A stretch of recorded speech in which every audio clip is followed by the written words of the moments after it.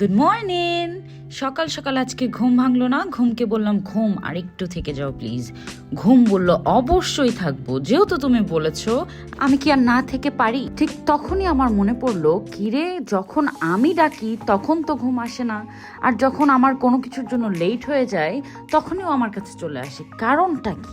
পরে বুঝতে পারলাম যে আমার আজকে সারাদিনের কাজ নষ্ট করার প্ল্যান চলছে ওর মাথায়।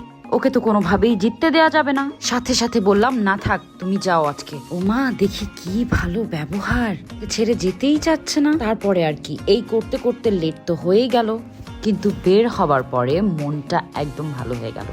কেন জানেন? কারণ বের হয়ে দেখি গুড়ি গুড়ি বৃষ্টি পড়ছে, গান আর রাস্তা। আহা হা হা। এই শহরটা মনে হয় প্রতিদিন নতুন নতুন গল্প বলে। আমার বৃষ্টি খুব ভালো লাগে। আপনাদের কার কার এরকম গুড়ি গুড়ি বৃষ্টি ভালো লাগে, আর কার কার ঝমঝম বৃষ্টি? তারপরে আর কি চলে আসলাম হলিউড, আমার অফিসে।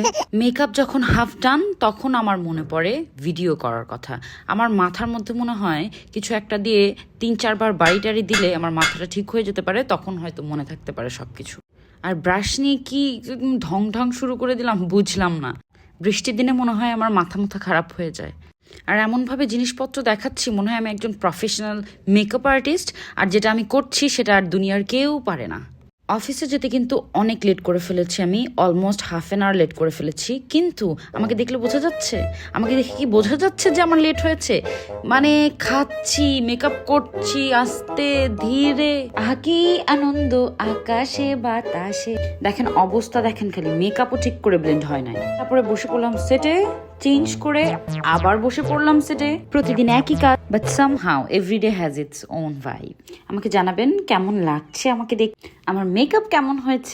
ওকে, সবাই ভালো থাকবেন, সুস্থ থাকবেন, আপনার আশেপাশের মানুষজন, পশু পাখি, তাদের সবাইকে ভালো রাখার চেষ্টা করবেন। Bye bye, catch you in the next blog.